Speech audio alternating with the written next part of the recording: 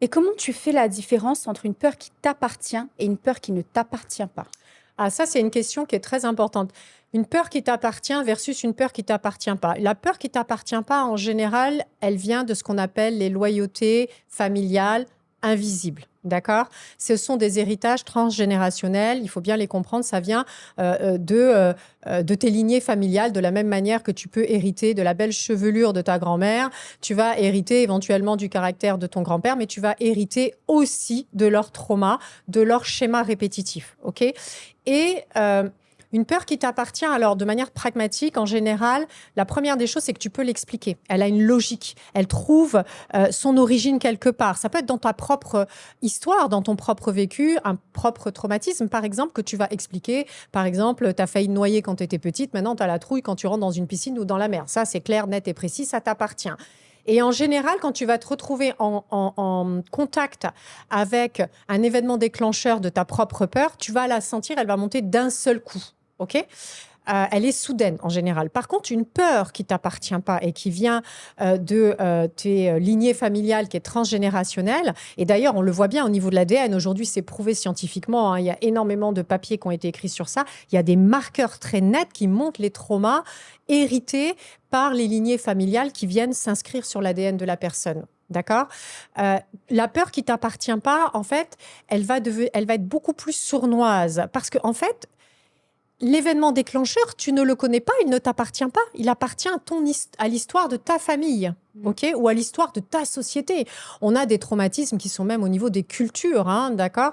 Où par exemple, on prend les Amérindiens qui ont vécu des traumatismes au niveau de leur éradiction. En fait, à un moment donné, il y a des traumas qui se sont passés de génération en génération. Donc, les traumas ne sont pas individuels uniquement, ni familiaux uniquement. Ils peuvent être sociétaux, ils peuvent être culturels, ils peuvent être même religieux. On a des religions qui sont poursuivies dans le monde entier. Voilà, c'est des choses qui arrivent. Maintenant, quand la peur qui est liée à un trauma qui ne t'appartient pas à ta propre histoire, en général, tu n'arrives pas à l'expliquer logiquement. Tu as énormément de mal à la verbaliser. Tu vas essayer de l'expliquer et tu vas tâtonner, tu vas chercher. Ça, c'est la première des choses. La deuxième des choses, c'est plus fort que toi. C'est-à-dire que tu peux mettre toute ton analytique en exergue, tu peux réfléchir, trouver une idée et tout, ça vient, ça t'envahit, quoi.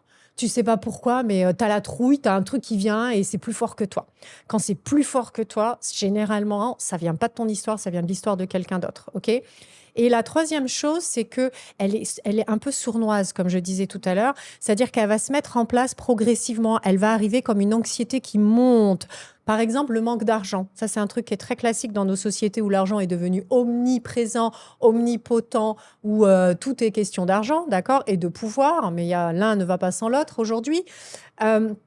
Dès que tu vas... Alors, tu as des gens qui vont carrément saboter leur carrière comme ça. C'est-à-dire que dès qu'ils vont être en suffisance financière, c'est-à-dire dès qu'ils vont commencer à gagner suffisamment d'argent, ils vont s'auto-saboter parce que dans la famille, il y a eu des chutes sociales, il y a eu des pertes foudroyantes de capital, d'héritage ou de situation sociale, en fait, qui fait qu'il y a une peur de tout perdre qui s'est transmise de génération en génération et qui fait que non, non, non, ne gagne surtout pas trop parce que c'est hyper dangereux, en fait, tu risques de tout perdre. Et là, ton inconscient, il va venir aux commandes et il va venir te faire saboter, en fait, tes propres succès. Donc, il y a une grande différence entre la peur qui t'appartient et la peur qui t'appartient pas. La peur qui t'appartient, tu la vis dans ton corps, tu es capable de l'expliquer, de la verbaliser. La peur qui t'appartient pas, tu ne la comprends pas et c'est logique parce qu'elle vient d'une histoire qui n'est pas la tienne. Tout simplement. Qu'est-ce qu'une loyauté familiale invisible et comment elle bloque une dirigeante de 50 ans? Alors, une loyauté familiale invisible, c'est justement cet héritage transgénérationnel qui vient de schémas. D'accord? Une loyauté familiale invisible, elle va trouver son origine dans les schémas ou dans les traumas. Mais ce qui est certain, c'est qu'à un moment donné, soit par le système éducatif, soit par un traumatisme, on a déclenché un comportement. D'accord?